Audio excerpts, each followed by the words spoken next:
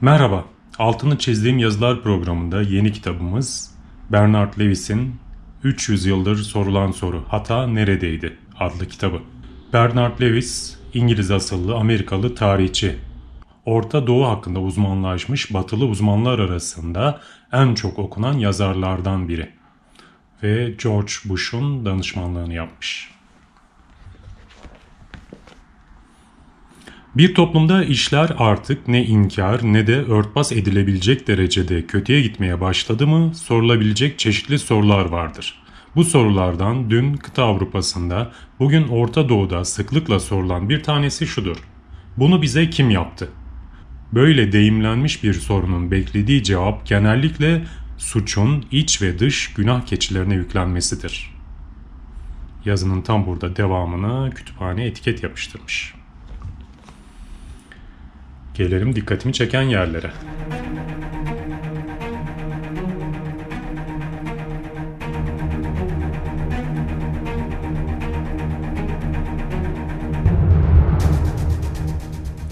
Osmanlı'nın son zamanlarından bir analizi var yazarım burada.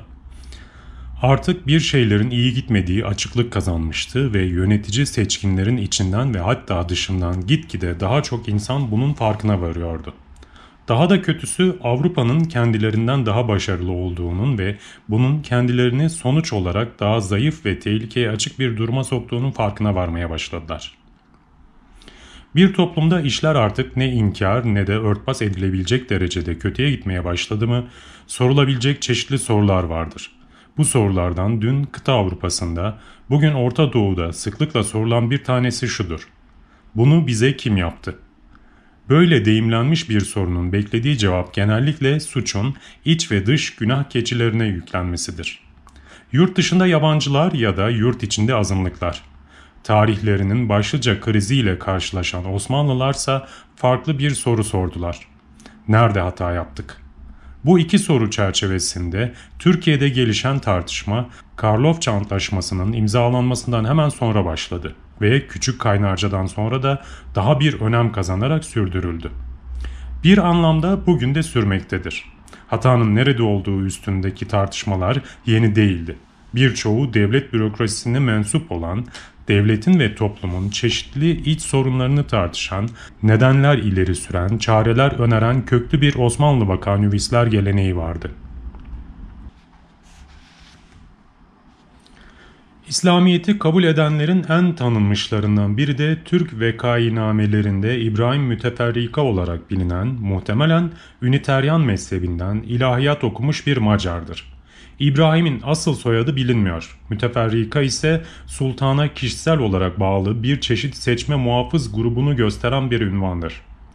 İbrahim Müteferrika'nın 17. yüzyılın sonlarına doğru Osmanlı İmparatorluğu'na geldiği, 1745 yılında da öldüğü anlaşılıyor. En büyük başarısı 1729 yılında ilk Türk matbaasını kurmaktı. Bastığı kitaplardan biri, Avrupa'daki Hristiyan ordularının Osmanlılar karşısındaki başarılarını açıkladığı ve Osmanlı idari ve askeri işlemlerinin Avrupa usullerine göre yeniden düzenlenmesi gerektiğinde ısrar ettiği kendisine ait küçük bir incelemedir. Yani Osmanlı'da ilk matbaayı kuran da Türk asıllı değilmiş aslında.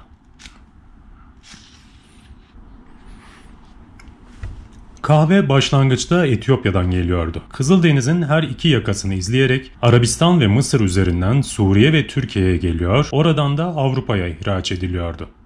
Şeker İran ve Hindistan'dan geliyordu. Uzun bir süre kahve ve şeker Avrupa'ya Orta Doğu yoluyla ya da Orta Doğu'dan ithal edildi. Ama bir süre sonra sömürgeci güçler yeni sömürgelerinde her iki maddeyi de daha bol ve daha ucuza yetiştirebileceklerini keşfettiler. Bunu öylesine titizlik ve başarıyla yaptılar ki sonunda Osmanlı topraklarına kahve ve şeker ihraç eder duruma geldiler.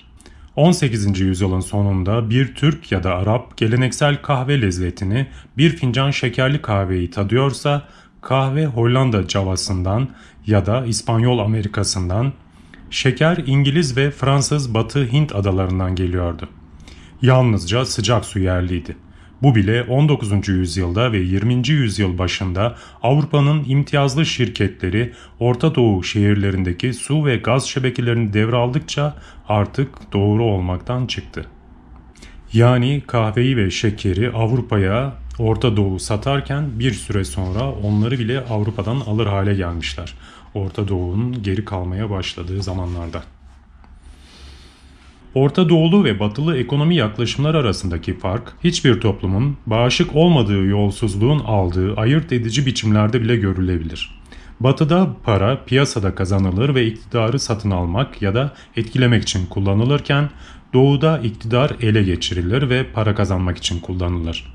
Ahlaki olarak ikisi arasında hiçbir fark yoktur ama ekonomi ve siyaset üzerindeki etkileri birbirinden çok farklıdır. İran ve kadın hakları ile ilgili bir bölüm. İran'da ne yabancı eleştiriciler ne de Müslüman liberal ve ıslahatçılar kadın haklarına fazla ilgi gösterdiler. Ancak İranlı kadınların kendileri özgürlük mücadelesine başladılar. Kayda değer kişiliklerden biri seçkin bir Şii ilahiyatçısının büyük kızı olan Kurretül Ayn'dı. Göründüğü kadarıyla iyi bir İslami eğitim almıştı.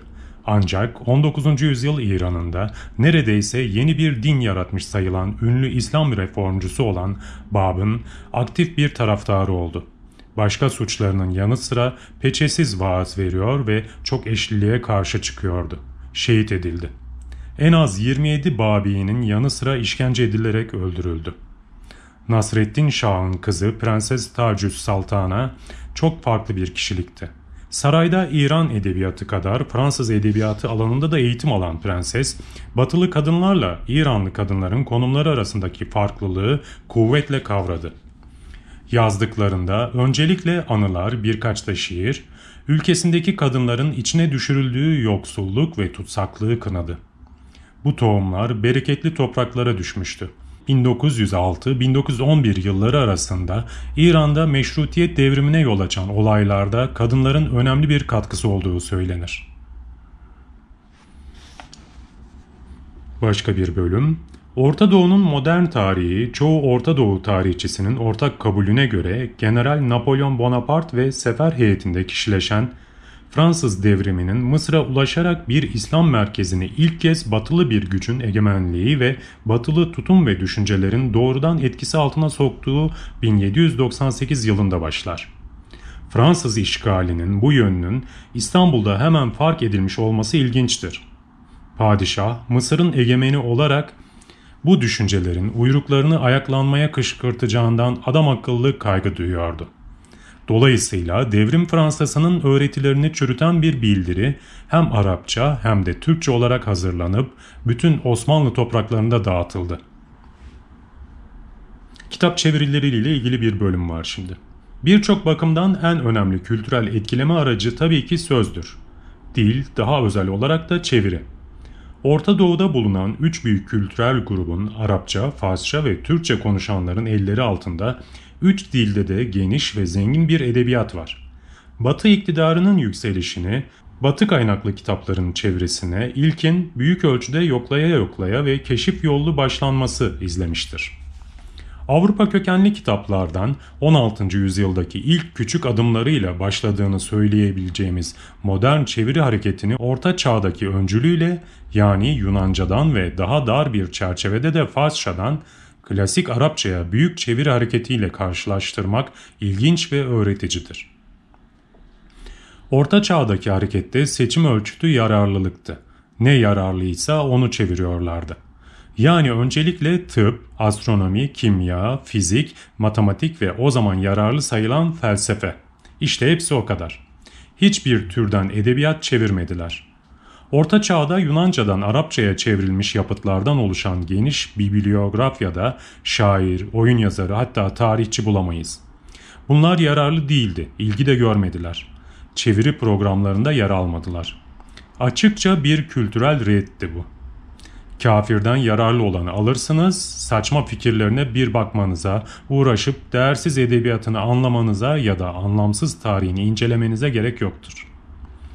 Osmanlı çeviri hareketiyle bir karşılaştırma yer yer benzerlikler, yer yer farklılıklar gösterir. Önceden olduğu gibi başlıca ölçüt yararlılıktı. Ancak Osmanlıların yararlılık tanımı Orta Çağ'daki seleflerininkinden daha katı bir biçimde uygulanmaya dönüktü. 16. 17. ve 18. yüzyıl çevirilerinde felsefeye rastlamayız. Felsefe artık yararlı görülmüyordu. Platon'un ve Aristoteles'in yazdıklarından alınmaya değecek her şey zaten çevrilmişti. Kafirlerin daha sonradan gelişen düşüncelerinin bir değeri olmasıysa mümkün değildi. Osmanlılar kendileri için besbelli, pratik önem taşıyan bazı coğrafya yapıtlarını, ordunuzu batılı doğrultuda modernleştiriyorsanız yararlı olan bir kısım askeri literatürü çevirdiler. Yeni, Orta Çağ'da yapılan çevirilerde rastlanmamış bir şey de vardı. O da tarihti. Osmanlılara göre felsefenin yararı yoktu, tarihin vardı. Bu bakımdan bizim kendi toplumumuzdaki bazı modern eğilimlerden gözle görülür bir farklılık gösteriyorlar. Orta Çağ İslam toplumu yoğun biçimde tarih düşünen bir toplumdu ve geniş, zengin ve çeşitli bir tarih literatürü üretmişti. Ancak Orta Çağ Müslümanları gayrimüslimlerin tarihiyle ilgilenmiyordu. İslamiyet öncesi tarihle de. Kur'an'daki tarihsel göndermelere yönelik sınırlı ilgi bir yana ilgilenmiyorlardı. Asya, Afrika ve Avrupa'daki komşuları hatta kendi çok tanrılı ataları hakkında Moğol fetihlerine kadar neredeyse hiçbir şey söyleyemezlerdi. Daha sonra Avrupa ülkelerinin tarihiyle ve coğrafyasıyla ilgili başka kitapların da çevirilerine rastlıyoruz. Zaman geçtikçe bunların sayısı çoğalıyor, önemleri artıyor. 18. yüzyılın ilk yarısında faaliyete geçen ilk Türk matbaası toplam 17 kitap basmıştır. Bunlardan önemli bir bölümü tarih üzerineydi. Yine çeviri konusunda başka bir yer. Kültür teknolojisindeki, özellikle de sözel iletişim teknolojisindeki büyük bir buluş matbaanın icadıydı. Türkiye'de matbaa 15. yüzyıldan beri biliniyordu. Gutenberg'in Avrupa'da yaptıkları Türkçe vakainamelerde gecikmeden yazıldı. Matbaalar da Osmanlı topraklarında sultanın onayıyla erken bir tarihte kuruldu ama yalnızca azınlık toplumları tarafından. Bu toplumlardan ilki Yahudilerdi. Onları Rumlar ve Ermeniler izledi. Kendi dillerinde ve alfabelerinde basım yapmalarına izin veriliyordu. Ancak Arap alfabesiyle basım yapmaları kesinlikle yasaktı. O zaman ortaya konan kanıt, Arap harflerinin Kur'an'ın yazıldığı harfler dolayısıyla kutsal olduğu, bu nedenle de bu harfleri basmanın bir anlamda kutsalı sıradanlaştırmak olacağıydı. Bir başka etken de herhalde Hattat loncasının bu alandaki çıkarlarıydı. Osmanlı'nın eski bir Fransa sefirinin oğlundan da destek alan İbrahim Müteferrika, yetkilileri Arap harfleriyle Türkçe ve Arapça kitaplar basacak bir matbaa kurulmasına izin vermeye razı edebildi. Kurulduğu 1729 yılıyla kapatıldığı 1742 yılı arasında bu ilk Türk matbaası birçoğu tarih, coğrafya ve dil üzerine olan 17 kitap bastı. Şimdi ilk edebi çeviriye geldik. İlk edebi çeviri, daha doğrusu uyarlama, Pétis de la Croix adında bir Fransız şarkiyatçısının yapıtına dayalıydı. Pétis de la Croix'in 1710-12 yıllarında ilk basımı yapılan kitabı Binbir Gün, Bir Sözde Doğu Masalları derlemesi, bir Binbir Gece pastişidir.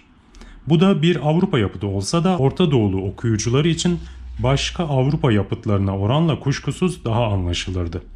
18. yüzyılın sonlarına doğru birkaç Avrupa başkentinde görev yapmış ve biraz Fransızca öğrenmiş bir Osmanlı devlet görevlisi olan Ali Aziz adında biri tarafından Türkçe'ye de uyarlandı. Ali Aziz'in uyarlaması oldukça serbesttir ve 18. yüzyıl İstanbul'unda geçen bazı yeni öyküler de içerir.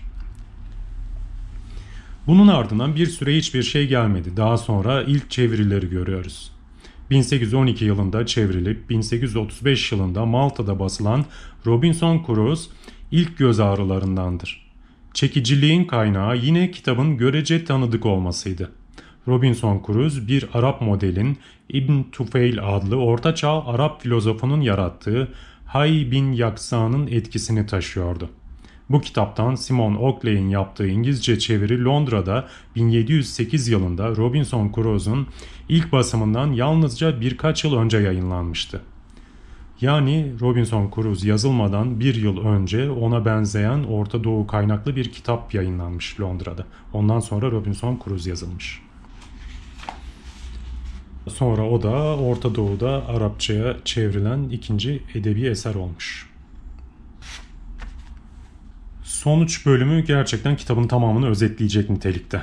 Ama tabii ki detaylar için diğer tarafları da okumak lazım. 20. yüzyıl boyunca Orta Doğu'da ve aslında bütün İslam ülkelerinde işlerin gerçekten de fena halde ters gitmiş olduğu fazlasıyla ortaya çıktı. İslam dünyası 1000 yıllık rakibi Hristiyanlığa oranla yoksul, güçsüz, bilgisiz düşmüştü.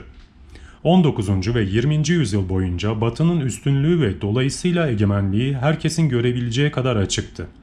Ve Müslümanların kamusal ve daha acısı özel hayatlarının bile her yönünü kapladı.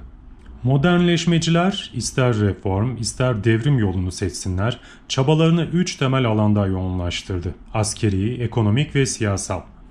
Elde edilen sonuçlar en hafif deyişle hayal kırıklığı uyandırıyordu. Güne uydurulmuş ordularla zafer peşinde koşmanın sonucu bir dizi onur kırıcı bozgun oldu. Kalkınarak refaha ulaşma arzusu bazı ülkelerde tekrar tekrar dış yardıma muhtaç kalan yoksullaşmış ve yozlaşmış ekonomiler, bazılarındaysa tek bir kaynağa yani fosil yakıtlara sağlıksız bir bağımlılık sonucunu getirdi. Bu yakıtlar bile Batı'nın becerisi ve sanayi ile bulunup çıkarılıyor ve kullanıma sunuluyordu. Önünde sonunda tükenmeleri ya da günlerin dolması da kaçınılmazdı. Kullanıldığı ya da taşındığı her yerde toprağı, denizi, havayı kirleten ve dünya ekonomisini bir kaprisli zorbalar kliğinin insafına terk eden bir yakıt, uluslararası topluluğu usandırdığına göre herhalde günleri dolacaktı. En kötüsü de siyasi sonuç.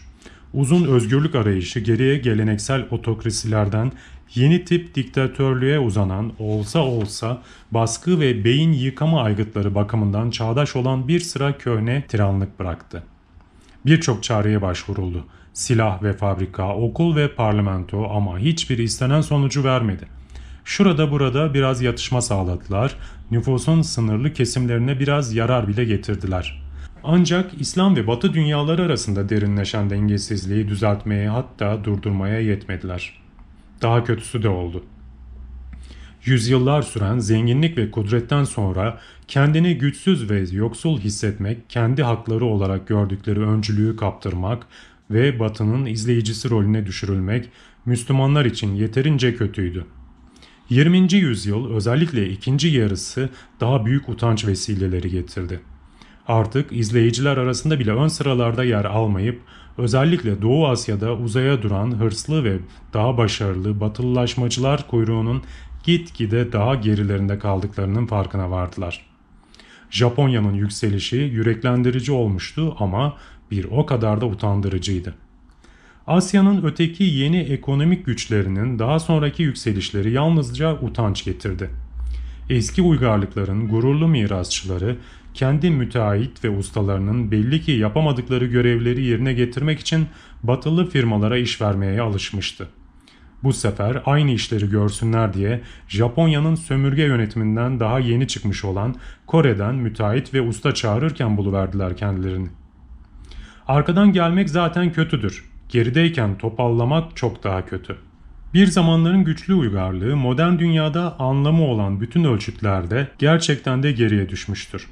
Bunu bize kim yaptı diye sormak tabii ki işler kötü gittiğinde insanların yaygın olarak gösterdiği bir tepkidir. Orta Doğu'da da geçmişte ve günümüzde bu soruyu soranlar gerçekten çoktur. Birkaç farklı cevap bulmuşlardır. İnsanın talihsizliklerinden ötürü başkalarını suçlaması genellikle daha kolay ve hep daha tatmin edicidir. Uzun bir süre Moğollar en revaçtaki kötü kişilerdi. İslam iktidarının ve uygarlığının yıkımından ve bunun sonucu olarak görülen İslam dünyasındaki zayıflık ve duraklamadan ötürü de 13. yüzyıldaki Moğol akınları suçlandı. Ancak bir süre sonra tarihçiler, Müslüman olanlar da olmayanlar da bu akıl yürütmenin iki zayıf noktasına işaret ettiler. İlki özellikle İran'da Müslümanların en büyük kültürel başarılarından bazılarının Moğol akınlarından sonra ortaya çıkmasıydı. İkincisi, kabullenmesi daha zor ama bununla birlikte inkar edilmez olanı, Moğolların zaten ölümcül bir biçimde zayıflamış bir imparatorluğu yıkmış olmalarıydı. Yoksa halifelerin bir zamanlarki kudretli imparatorluğunun Doğu Asya steplerini aşıp gelen bir göçebe atlı sürüsüne nasıl boyun eğdiğini açıklamak doğrusu zordur. Kendisi Avrupa'dan ithal edilmiş bir ürün olan milliyetçiliğin yükselişi yeni algılamalara da yol açtı. Araplar sorunlarının suçunu yüzyıllardır egemenlikleri altında yaşadıkları Türklere yükleyebilecekti. Türkler kendi uygarlıklarının duraklamasından yaratıcı enerjilerini hapsedip durağanlaştıran Arap geçmişinin ölü ağırlığını sorumlu tutabilecekti. İranlılar eski zafer dolu günlerinin geçmesinden ötürü fark gözetmeksizin Arapları, Türkleri, Moğolları suçlayabilecekti. 19. ve 20. yüzyılda Arap dünyasının büyük bir bölümündeki Fransız ve İngiliz egemenliği dönemi yeni ve daha makul bir günah keçisi yarattı. 19. ve 20. yüzyılda Arap dünyasının büyük bir bölümündeki Fransız ve İngiliz egemenliği dönemi yeni ve daha makul bir günah keçisi yarattı. Batı emperyalizmi. Orta Doğu'da böyle bir suçlama için geçerli nedenler vardı. Batı'nın siyasi egemenliği, ekonomik nüfuzu ve çok daha uzun, derin ve hepsinden daha sinsi kültürel etkisi bölgenin çevresini değiştirmiş ve buradaki insanların hayatlarını, yüzlerini yeni yönlere çevirerek, yeni umutlar ve korkular uyandırarak, kültürel geçmişlerinde yine eşi örneği olmayan yeni tehlikeler, yeni beklentiler yaratarak dönüşüme uğratmıştır. Ve böyle devam ediyor. Yani Orta Doğu'da kimin başına ne geldiyse hiçbirinden asla kendileri suçlu olmamışlar. Herkes birbirini suçlamış, en sonunda Batı'yı suçlamışlar. Yine sonuç bölümünde başka bir yer. Şu saptama sıklıkla yapılmıştır. Eğer İslamiyet özgürlüğe, bilime, ekonomik gelişmeye engelse, geçmişte İslam toplumu her üç alanda da nasıl önce oldu? Hem de Müslümanlar inançlarının kaynaklarına ve doğuşuna bugünkünden daha yakın oldukları halde. Kimileri soruyu gerçekten farklı bir biçimde sormuştur. İslamiyet Müslümanlara ne yaptı değil de Müslümanlar İslamiyet'e ne yaptı biçiminde. Sonra da belli hocaları, belli öğretileri, belli toplulukları suçlayarak cevaplamışlardır. Bugünlerde İslamcı ya da kökten dinci olarak bilinenlere göre çağdaş İslam ülkelerinin başarısızlıkları ve eksiklikleri yabancı düşünce ve uygulamaları benimsemiş olmaları yüzünden başlarına gelmiştir. Asıl İslam'dan uzaklaşmış, böylelikle de eski büyüklüklerini kaybetmişlerdir. Modernleşmeci ya da ıslahatçı olarak tanınanlar karşıt görüşü benimsiyor ve kaybın nedenini eski usullerin terk edilmesinde değil, korunmasında, özellikle de ulemanın sınırsız etkisinde ve katılığında görüyor. Onlara göre 1000 yıl önce belki yaratıcı ve ilerici olan, bugünse artık olmayan inanç ve uygulamaların süregitmesinden din adamları sorumludur. Olağan taktikleri başlı başına dini, hele İslam dinini suçlamamak, eleştirilerini bağnazlığı hedef alacak biçimde ayarlamaktır. Bir zamanların büyük İslami bilim hareketinin ve daha genel olarak düşünce ve ifade özgürlüğünün boğulmasını bağnazlığa, özellikle de bağnaz din büyüklerine bağlarlar. Bir parçası olduğumuz coğrafyayı geçmişiyle ve bugünüyle, sorunların tekrarıyla, her yönüyle anlamak için yardımcı olacak bir kitap. Bernard Lewis'in yazdığı Hata Neredeydi kitabı.